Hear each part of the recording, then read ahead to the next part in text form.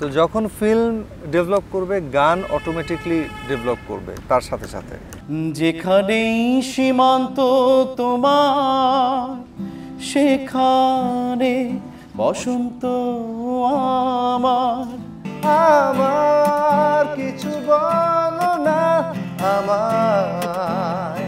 শিল্পীরাও জাতীয় রাজনীতিতে তারা কেন আস্তে আস্তে সম্পৃক্ত হয়ে পড়ছে? আমি একটি কথাই বলেছি, পাখি আমার মন বোঝে না, ঘর চিনে না, উইরা উইরা পালায়।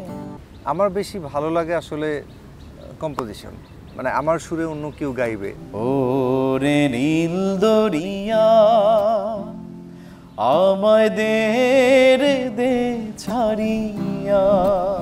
গানটার মেসেজ কিন্তু হচ্ছে যে যৌতুকের জন্য একটা মেয়ের বিয়ে ভেঙে গেছে, সেখানে আমি যে তাকে সেভ করি। বড় পর্দা ছোট পর্দা সব মিলে অনেকের নামে একটি মামলা হয়েছে, সেই মামলাটা আপনারা কিভাবে দেখছেন? শিল্প, সাহিত্য, সংস্কৃতির তো অনেক মাধ্যম রয়েছে, অভিনয়, গান, কবিতা। আপনাদের কাছে কোনটা মনে হয় যে সমাজ পরিবর্তনের সবচেয়ে বড় হাতিয়ার হতে পারে?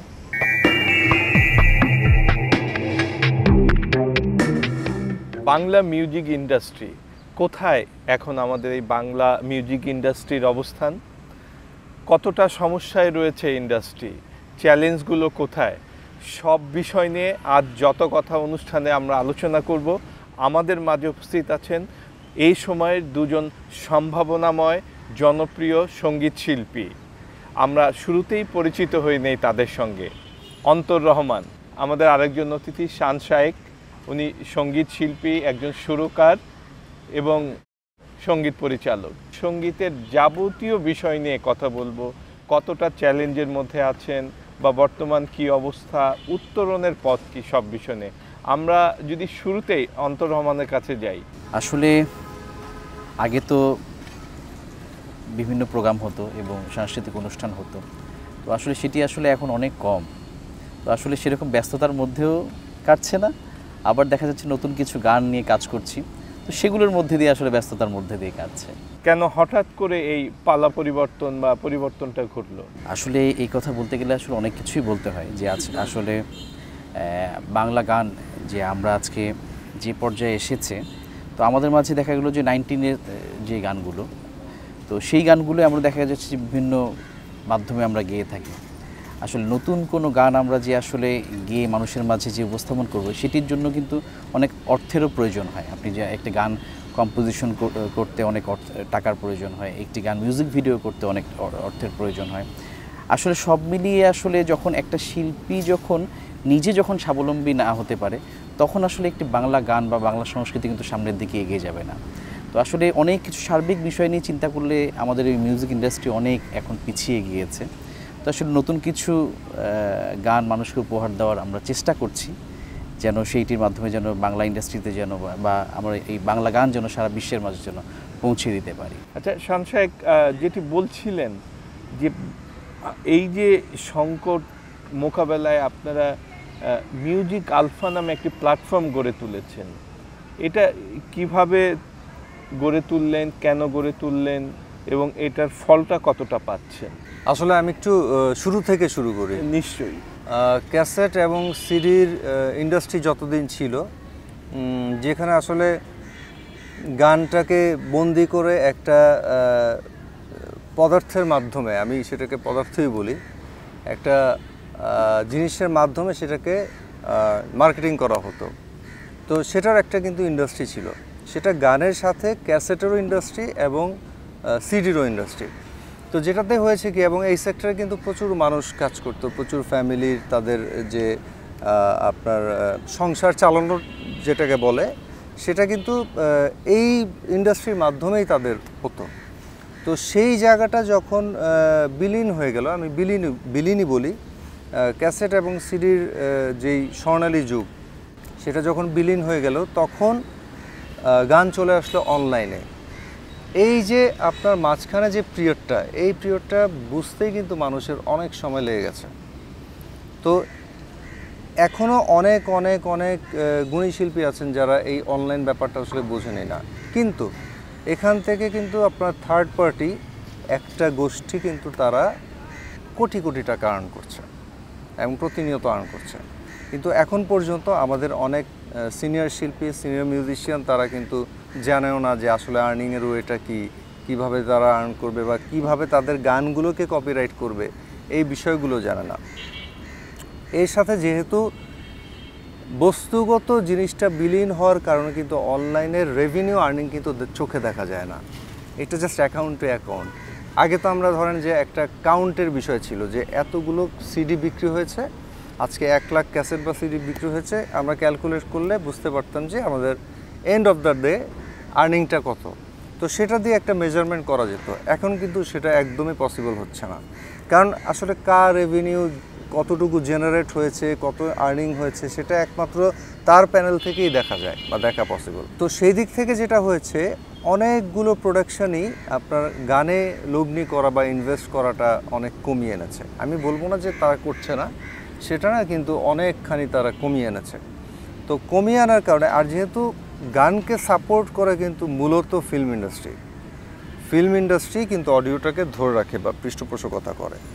যেহেতু আমাদের এই সেক্টরটা এখন পর্যন্ত এখন অনেক রাইজিং ভালো করছে, কিন্তু এখনও পর্যন্ত অডিওকে টিকিয়ে রাখার মতো বা ফ্রন্টে আনার মতো সেই পজিশনে কিন্তু আমাদের ফিল্ম ইন্ডাস্ট্রি নাই, যেখানে বছরে হয়তো 100-150-200 ফিল্ম যখন আপনার রিলিজ হবে তখন হয়তো বা সে পর্যায়ে যাবে।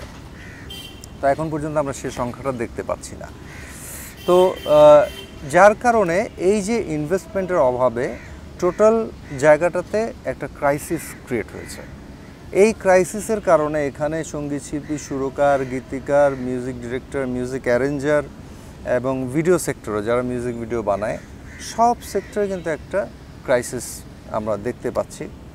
তো এই ক্রাইসিস অনেক দিন ধরে, আপনাকে যেটা আমি বলছিলাম, সেই ক্যাসেট এবং সিডির পর থেকে ক্রাইসিসটা শুরু হয়েছে। তো এটাকে মাথায় রেখে আসলে আমরা অনেক দিন ধরে ভাবছিলাম যে এরকম একটা প্ল্যাটফর্ম যদি করা যায় যেখানে আমরা আসলে একজন আরেকজনের পাশে দাঁড়াবো, একজন আরেকজনকে সাপোর্ট করব। যেমন একটা গান তৈরির ক্ষেত্রে একজন গীতিকার হায়ার করতে হয়, একজন composer, video director, video editor, music arranger. তো সেটা যদি ইন হাউস হয় তাহলে কিন্তু আমাদের টাকাটা কোথাও লগ্নি করতে হচ্ছে না, আমরা একজন আরেকজনকে সাপোর্ট দিয়ে একটা গান তৈরি করতে পারছি, একটা ভিডিও তৈরি করতে পারছি। তো মিউজিক আলফা থেকে মূলত আমরা এই কাজটিই করছি এবং সেই লক্ষ্যেই কিন্তু আমাদের এই প্ল্যাটফর্মটি করা। এবং আমি সবসময় বলে এসেছি যে ইটস ওপেন ফর অল, সবাই যেন এখানে জয়েন করতে পারে।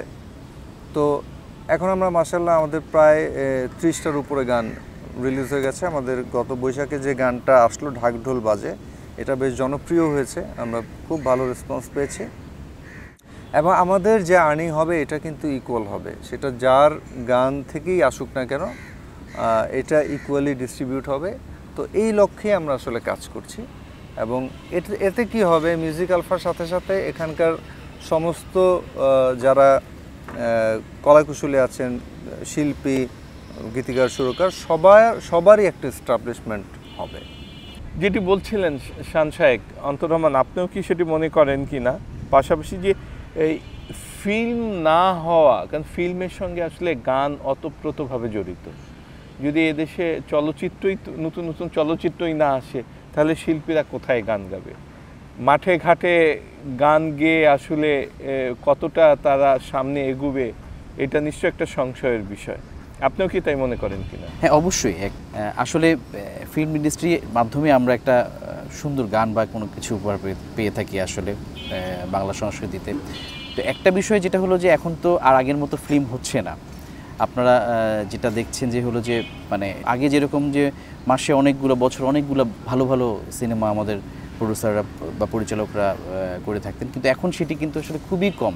দেখা যায় বছরে 2টো বা একটা বিগ বাজেটের মুভি। আসলে সেই তুলনায় আমি বলবো যে আসলে যেহেতু ফিল্ম ইন্ডাস্ট্রি যেহেতু আসলে এখন সেই আগের জায়গায় আর নেই, তো আসলে সেরকম বাংলা সংস্কৃতিও আসলে সেভাবে আসলে সামনের দিকে এগিয়ে যেতে আসলে পারছে না, বা ভালো ভালো বাংলা গানগুলো ফিল্মের আগে যে আমরা যেটা উপহার পেয়েছি সেই গানগুলো আসলে আমরা নতুন প্রজন্মের কাছ থেকে উপহার মানে নতুন প্রজন্মে আমরা যারা গাইবো আসলে তারাও কোনো সুযোগ সেভাবে পাচ্ছি না আসলে, যে কোনো মুভিতে আমরা গান করে বা মুভিতে সুন্দর একটি গান গিয়ে মানুষকে উপহার দেবো। আসলে এই জন্যই আসলে বাংলা সংস্কৃতি থেকে আমরা আসলে পিছিয়ে আছি এখন এই প্রজন্ম। তার মানে আপনি কি বলতে চাচ্ছেন যে চলচ্চিত্রের সংখ্যা তো কমেছে নিঃসন্দেহে, একদম শেষ পর্যায়ে এসে ঠেকেছে চলচ্চিত্র, নতুন নতুন চলচ্চিত্র, এবং যে দু চারটা আসে সেখানে আসলে গানের মতো কোনো কাহিনী থাকে না।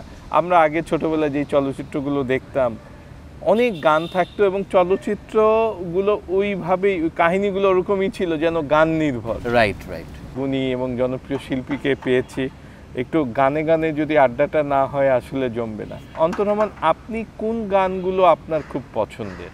আসলে আমার কুমার বিশ্বজিৎ দাদার গান, ইন্দ্রকিশোর দাদার গান এবং লাকি আকরাম স্যারের গান, আসলে এই গানগুলি আমি প্রত্যেকটি শোতে গিয়ে থাকি বা প্রত্যেকটি লাইভে গিয়ে থাকি। তো আসলে খুবই পছন্দের এই কিছু গান আছে আসলে। একটু কি আমরা শুনতে পারি? হ্যাঁ অবশ্যই, আমার খুব পছন্দের একটা গান আসলে শ্রদ্ধেয় কুমার বিশ্বজিৎ দাদার। আমি প্রত্যেকটি লাইভে এই গানটি পরিবেশন করে থাকি, তো এই গানটি আমি পরিবেশন করছি। যেখানেই সীমান্ত তোমার সেখানে বসন্ত আমার, ভালোবাসার হৃদয়ে নিয়ে আমি বারে বার আসি ফিরে, ডাকি তোমায় কাছে। যেখানেই সীমান্ত তোমার সেখানে বসন্ত আমার, ভালোবাসার হৃদয়ে নিয়ে আমি বারে বার আসি ফিরে, ডাকি তোমায় কাছে। রুরুরুরু রা রা রা রা রি রা রা রা রা রা রা রা রা রা রা রা রা রুরুরুরু রা রা রা রা রি রা রা রা রা রা রা রা রা রা রা রা রা রা। হাজার ফুলে চেয়েছে যে পাও, আমি চিনি চিনি সে ঠিকানা। তোমার মনের নীরব ভাষা সেও তো আমার আছে জানা। হাজার ফুলে চেয়েছে যে পাও, আমি চিনি চিনি সে ঠিকানা। তোমার মনের নীরব ভাষা সেও তো আমার আছে জানা। আমি তো চাই না তোমারে দ্বিধা, ভেঙে দাও কাছেরি বাধা। সীমার বাঁধন ছিঁড়ে তুমি ধরা দাও আমারই কাছে। যেখানেই সীমান্ত তোমার সেখানে বসন্ত আমার, ভালোবাসার হৃদয়ে নিয়ে আমি বারে বার আসি ফিরে, ডাকি তোমায় কাছে। আচ্ছা শান শেখ, আপনার কোন ধরনের গান পছন্দ? আমার মূলত ক্লাসিক্যাল গান পছন্দ। আমি যেহেতু সেই ঘরানারই লোক, ক্লাসিক্যাল আমার ভীষণ পছন্দ। কিন্তু আমার শুরুটা কিন্তু রক ব্যান্ড দিয়ে। তাই? আমার শুরুটা রক ব্যান্ড দিয়ে সেই 97 সালে আমি শুরু করেছিলাম। তো এই জন্য আসলে ইস্টার্ন ওয়েস্টার্ন একটা ব্লেন্ডিং আমার কম্পোজিশনে থাকে, আমি চেষ্টা করি। এরপরে তো blues, rock, heavy metal, jazz, folk সব ধরনের গানই আমার পছন্দ, কিন্তু মূল জায়গাটা গানের সেমি ক্লাসিক্যাল এবং ক্লাসিক্যাল আমার পছন্দ। আমরা দুই ধরনের গানই শুনবো, আগে একটা রক গান শুনি। রক গান আসলে আমি অনেক দিন ধরে আর গাই না, আমি মূলত সেমি ক্লাসিক্যাল গানগুলো যতটুকু সম্ভব আমাদের চেষ্টা করি। বাচ্চু ভাইয়ের একটা গান গাই, ভীষণ প্রিয় আমার একটা গান।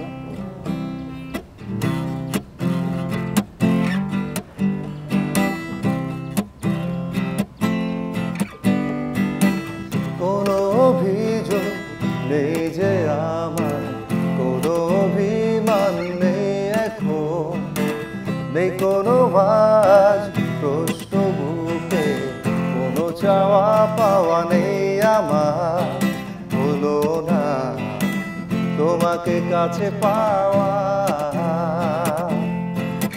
না তুমি জানো না সঙ্গী আজ বেদনা, আমার কিছু বলো না আমায়, তুমি ছাড়া আমি একাকী, হায় কি যে যন্ত্রণা আমার, এভাবে কি বেঁচে থাকা যায়।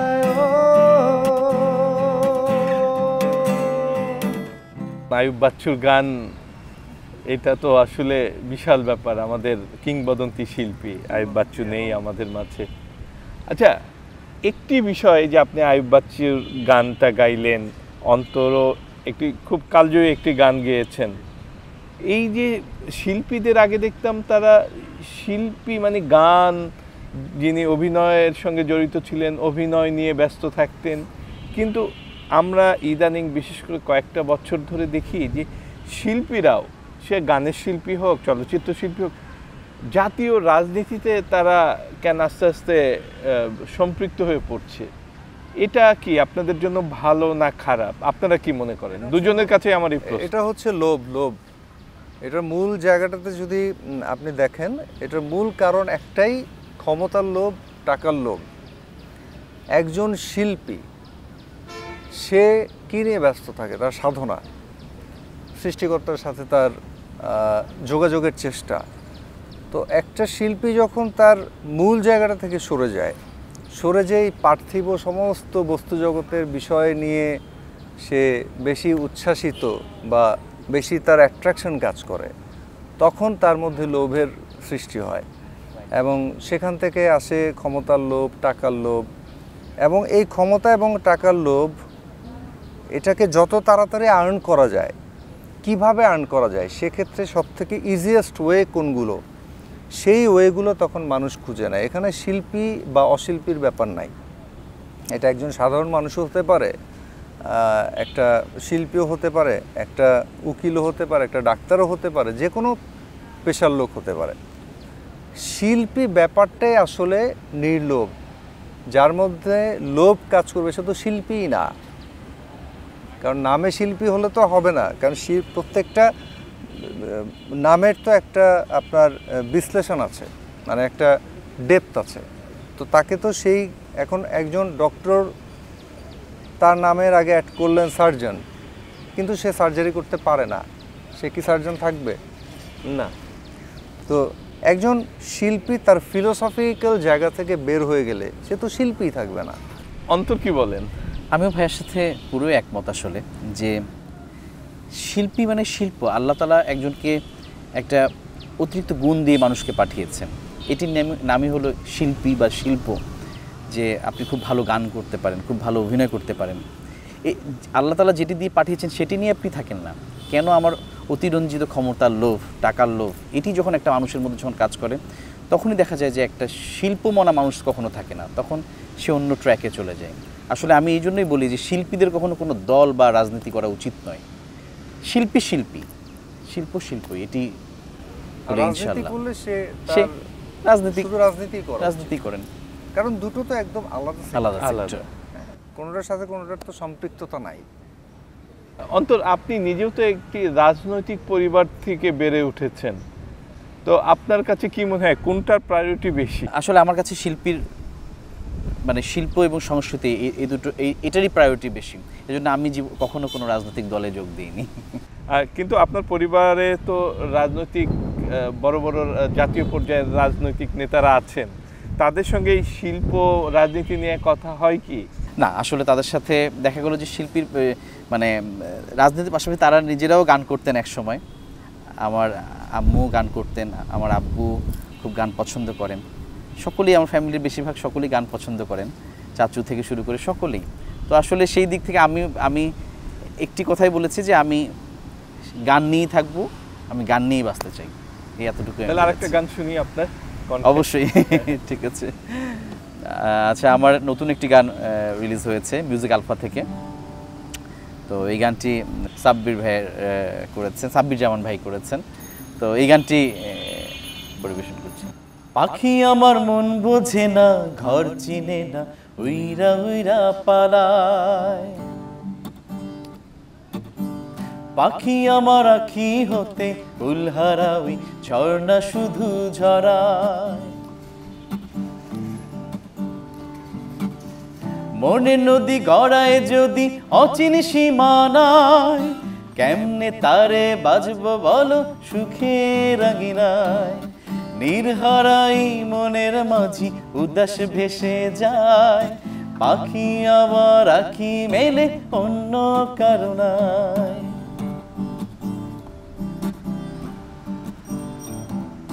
নষ্ট জীবন কষ্ট পেলে হইতে পারে না, ব্যথা বুকে হারায় কথা সইতে চায় না।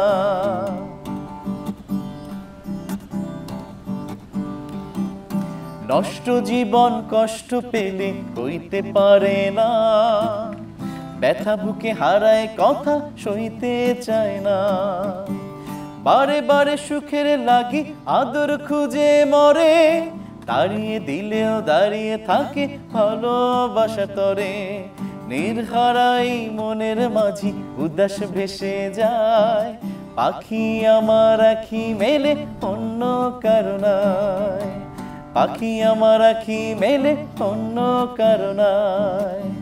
পাখি আমার আখি মেলে অন্য কারণায়। এটা আপনার নিজের গান?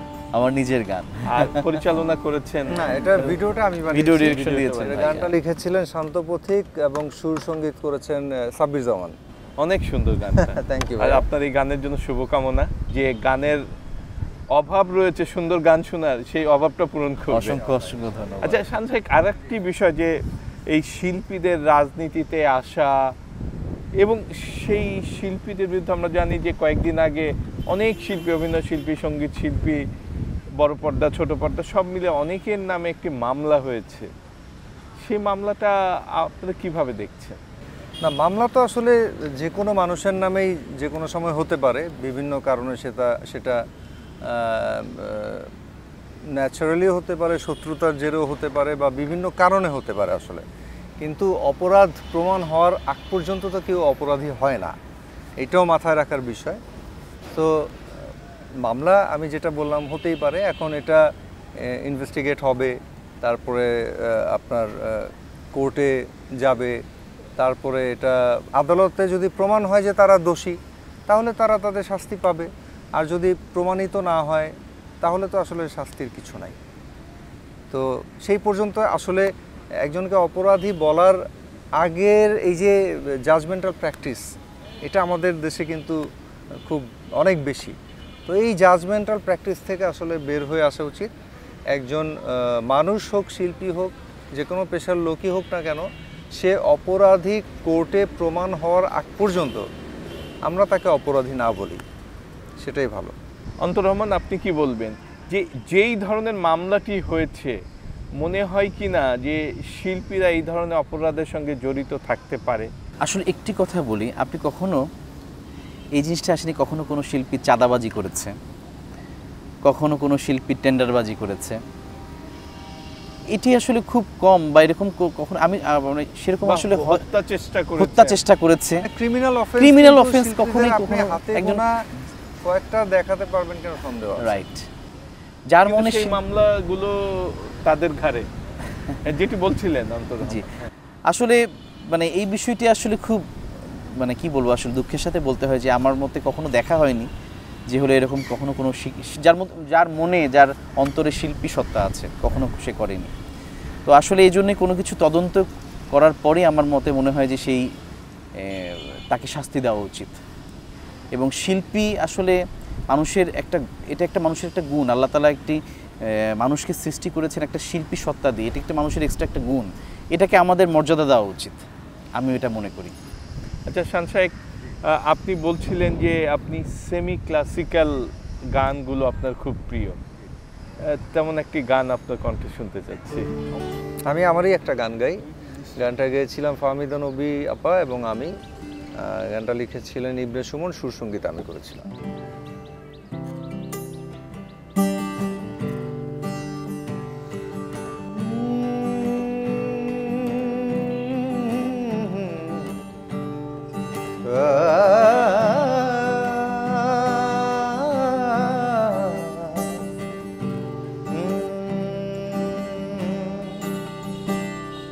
সাদা কালো জীবনে আমার রং ঢেকেছো তুমি, নীরবে গোপনে ভালোবাসার পাল যে তুলেছো তুমি। তাই তো যাই না, যেতেও চাই না কখনো তোমায় ছেড়ে। জিতে জিতে যাও তুমি, আমি তোমার হয়ে যাব হেরে, যাব হেরে, যাব হেরে, যাব হেরে।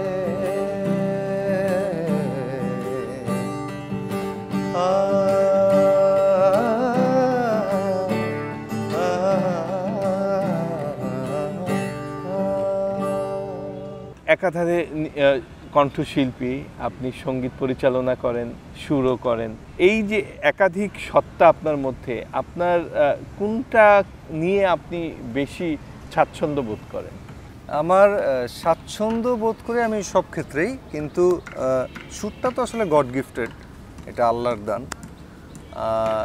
আমার বেশি ভালো লাগে আসলে কম্পোজিশন, মানে আমার সুরে অন্য কেউ গাইবে, অন্য শিল্পীরা গাইবে, আমার সৃষ্টিকর্ম অন্যের গলায় কেমন লাগে, এটা খুব আমাকে একটা পুলকিত করে বা উচ্ছ্বাসিত করে।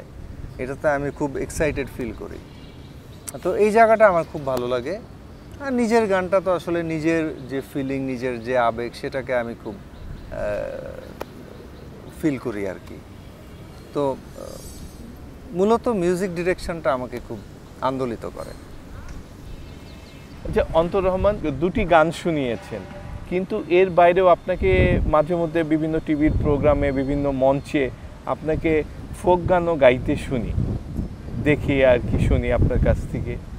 তো ফোক গানগুলো কতটা আপনার প্রিয়, এবং পাশাপাশি একটি ফোক গান, মানে এই উত্তরটা দিয়ে একটি ফোক গানও আপনি আমাদের শোনাবেন। অবশ্যই অবশ্যই। ফোক গান আসলে আমার খুব পছন্দের, আমি এবং ফোক গানও অনেক শোতে গিয়ে থাকি। তো কিন্তু মানে দেখা যায় যে হলো যে বেশিরভাগ শোতেই আমি হলো আধুনিক গানটাই বেশি করে থাকি। এটার কারণটা হলো যে আমার ভয়েস সকলেই বলে যে আধুনিকের ভয়েস। তো এবার ফার্স্ট টাইম আসলে যে পাখি আমার মন বোঝে না, এই গানটি ফোক প্যাটার্নের গান করেছি। তো সামনেও ফোক প্যাটার্নের কিছু গান আসছে, তো আমি চেষ্টা করি একটু একটা ফোক গান। ও রে নীল দরিয়া আমায় দে ছাড়িয়া,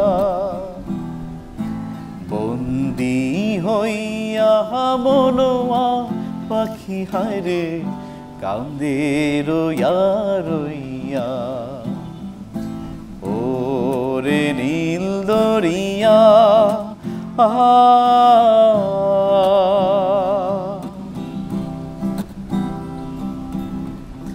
হইয়া আমি দেশান্তরী,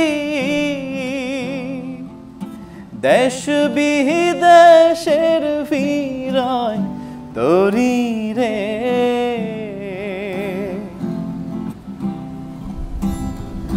হইয়া আমি দেশান্তরী, দেশ বিদেশের ফিরায় তরি রে। নহঙ্গর ফেলি ঘাটে ঘাটে নঙ্গর ফেলি ঘাটে ঘাটে, বন্দরে বন্দরে, আমার মনের নঙ্গর পইরা রইছে আরে সারেং বাড়ির ঘরে। ওরে নীল দরিয়া আমায় দেহের দে ছাড়িয়া, বন্দি হইয়া মনোয়া পাখি হায় রে কান্দে রইয়া রইয়া।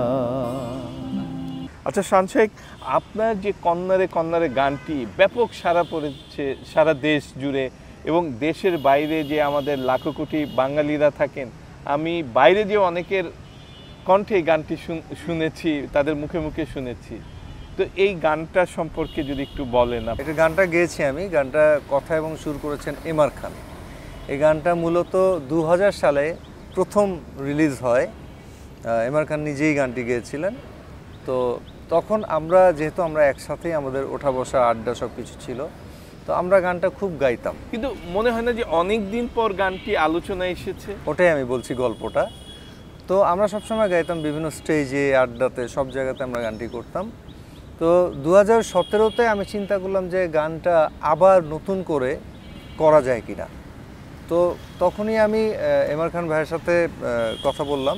তো উনি বললেন হ্যাঁ হ্যাঁ প্লিজ। এটা কি রিমেক বলা যায়? রিমেক বলা যায়, বা হ্যাঁ রিমেক বলা যায়। তো তখন কথা বলার পরে উনি আমাকে পারমিশন দিলেন। পারমিশন দেওয়ার পরে আমি একদিন ধ্রুবদাকে গানটা শোনালাম। তো ধ্রুবদা বললেন লক, এই গানটা লক, এটা আমার ডিএমএস থেকে প্রকাশিত হবে। তো যে কথা সেই কাজ।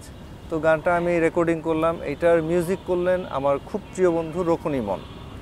তো এটা মিউজিক হয়ে গেল, গানটা আমরা ডিএমএসে জমা দিলাম। আমার খুব প্রিয় আরেকজন কাছের মানুষ শুভব্রত সরকার গানটার ভিডিও করলেন, খুব আর্টিস্টিক, সেই 70s-এর একটা প্লটের উপরে, যেখানে যৌতুক প্রথা ছিল। গানটার মেসেজ কিন্তু হচ্ছে যে যৌতুকের জন্য একটা মেয়ের বিয়ে ভেঙে গেছে, সেখানে আমি যে তাকে সেভ করি, এটা ছিল মূল মেসেজ। তো খুব চমৎকার একটা ভিডিও বানানো হলো, এবং তারপরে তো দর্শক খুব পছন্দ করলেন গানটাকে। এটা হচ্ছে গানের পেছনে গল্প। একটু গানটা কিন্তু গাইতে হবে। হ্যাঁ হ্যাঁ হ্যাঁ, এখন গাবো? হ্যাঁ এখন। ঠিক। কুন্নারে কুন্নারে বাঁকা চুলেতে খোপার বাইন্ধনারে, কুন্নারে কুন্নারে বাঁকা চুলেতে খোপা আর বাইন্ধনারে, ওই চুলেতে জাদু আছে রে, আমার ঘুম আসে না রাতে একলা ঘরে রে। কুন্নারে কুন্নারে বাঁকা চুলেতে খোপা আর বাইন্ধনারে, কুন্নারে কুন্নারে বাঁকা চুলেতে খোপা আর বাইন্ধনারে। অন্তর রহমান, আপনি বলছিলেন যে অনেকেই আপনাকে আধুনিক গানের শিল্পী বলেন। তা আধুনিক বলতে ধরেন আমাদের যে একটু পুরানো হয়ে যাওয়া যে আধুনিক গানগুলো, হ্যাঁ, সেই গানগুলো আপনি গাইতে কতটা স্বাচ্ছন্দ্য বোধ করেন? আসলে যে বড় বড় শিল্পীদের যে গানগুলো, জি জি জি জি আমাদের যে কিংবদন্তি সঙ্গীত শিল্পীরা যারা আছেন, তো আসলে 90s-এর গানগুলো গাইতে এবং আধুনিক গানগুলো গাইতে আসলে আমি খুব বেশি স্বাচ্ছন্দ্য বোধ করি, আসলে এটা সত্যি। কিন্তু একজন শিল্পীর আমার মতে মনে হয় যে সব রকম গানেরই প্র্যাকটিস থাকা দরকার। এই জন্য আমি চেষ্টা করি যে সকল গান আমার নিজে আয়ত্তে আনার চেষ্টা করে থাকি। আসলে খুব পুরানো কিন্তু আধুনিক গান, এরকম একটি গান এখন শুনতে চাইবো আপনার কাছে। ডাক দিয়েছেন দয়াল আমার, এই গানটি। ডাক দিয়াছেন দয়াল আমারে, রইব না আর বেশি দিন তোদের মাঝারে, হায় রে ডাক দিয়াছেন দয়াল আমারে, রইব না আর বেশি দিন তোদের মাঝারে, হায় রে ডাক দিয়াছেন দয়াল আমারে। ও আমি চলতে পথে দুদিন থামিলাম, ভালোবাসার মালা খানি গলে পড়িলাম, আমি গলে পড়িলাম। ও আমি চলতে পথে দুদিন থামিলাম, ভালোবাসার মালা খানি গলে পড়িলাম, আমি গলে পড়িলাম, আমার সাধের মালা। ও আমার সাধের মালা যায় রে ছিঁড়ে, রইব না আর বেশি দিন তোদের মাঝারে, হায় রে ডাক দিয়াছেন দয়াল আমারে। বাহ, চমৎকার! এটিও একটি অসাধারণ এবং কালজয়ী গান। আমরা অনেক গল্প করলাম, অনেক কথা শুনলাম, আমরা অনুষ্ঠানের প্রায় শেষ পর্যায়ে। আমি আপনাদের দুজনের কাছে আমার দুটি প্রশ্ন রয়েছে। সেটি একটি হলো যে শিল্প, সাহিত্য, সংস্কৃতির তো অনেক মাধ্যম রয়েছে, অভিনয়, গান, কবিতা। আপনাদের কাছে কোনটা মনে হয় যে সমাজ পরিবর্তনের সবচেয়ে বড় হাতিয়ার হতে পারে? সবগুলোই। যে কোনো শিল্পকর্মই আসলে মানুষের মানসিক যে ডেভেলপমেন্ট, এটার জন্য ভীষণ ভীষণ ভাবে কাজ করে। তো এই জন্য যে কোনো আপনার কালচারাল ফর্ম, সেটা কবিতা হোক, আপনার গান হোক, নাচ হোক, সবগুলোই আসলে সমানভাবে ডেভেলপমেন্টের জন্য দরকার। আসলে আমিও ভাইয়ার সাথে একমত। শিল্প সংস্কৃতি আমাদের সমাজের জন্য কাজ করে থাকে আসলে প্রত্যেকটি সেক্টরেই। বর্তমান যে অবস্থা নিশ্চয়ই একটা সংকটের মধ্যে দিয়ে যাচ্ছে, এটা উত্তরণে আপনাদের পরামর্শটা যদি একটু বলেন। ফিল্মের জায়গাটা একটু শক্তিশালী হওয়া উচিত। যেখানে আমরা জানি যে হলের সংখ্যা অত বেশি নাই, কিন্তু এটাকে আরও অনেকভাবে প্রজেকশন করা পসিবল। তো সেক্ষেত্রে যদি আপনার কর্পোরেট বা আপনার প্রাইভেট কোম্পানিগুলো এগিয়ে আসে, কাজ করে, সেটা একটা মাধ্যম হতে পারে। তো যখন ফিল্ম ডেভেলপ করবে, গান অটোমেটিকলি ডেভেলপ করবে তার সাথে সাথে। তো আর গানের মানে ইন্ডিভিজুয়াল গান থেকে আসলে আমরাও জানি যে রেভিনিউ আর্নিং অতটা বেশি না। সেটা আপনার লগ্নির চেয়ে আসলে সেটা উঠে আসা একটু ডিফিকাল্ট। সো এই জন্য আসলে ফিল্মটাকেই লাগবে, ফিল্ম ছাড়া আসলে কোনো অপশন নাই। অন্তর রহমান, এই কথাটি ভাইয়ের সাথে একমত হলাম যে আসলে ফিল্ম ব্যতীত কখনো একটি গানের সেই আগে সেই জোশ, মানে বিষয়টা এরকম কান টানলে মাথা আসবে। রাইট, কান টানলে মাথা আসে, রাইট, আসলে এটি সত্য। আপনার একদম শেষ, আপনার কাছে অনুরোধ আমার শেষ, যে আপনি যেহেতু সুরকার, মিউজিশিয়ান এবং নিজেও গান, আপনার প্রিয় শিল্পীর আপনার প্রিয় একটি গান দিয়ে আমরা অনুষ্ঠানটা শেষ করব। আমার ভীষণ প্রিয় শিল্পী ওস্তাদ নিয়াজ মোহাম্মদ চৌধুরী, প্রায় ওনার গান করি। তো ওনার একটা গান নিশ্চয়ই। তোমার যাবার সময় বুঝি হয়ে যায়, আমার দেবার কিছু বাকি রয়ে যায়, এভাবে চলে যাবে তুমি, এভাবে চলে যাবে তুমি, তোমার যাবার সময় বুঝি হয়ে যায়, আমার দেবার কিছু বাকি রয়ে যায়, এভাবে চলে যাবে তুমি, এভাবে চলে যাবে তুমি।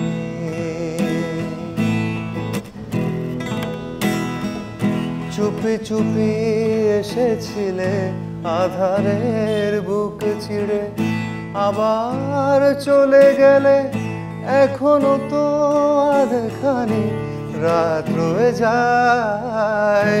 চুপি চুপি এসেছিলে আধারের বুক চিড়ে, আবার চলে গেলে এখনো তো আধখানি রাত রয়ে যায়, এভাবে চলে যাবে তুমি, এভাবে চলে যাবে তুমি, এভাবে চলে যাবে তুমি। চমৎকার, অসাধারণ।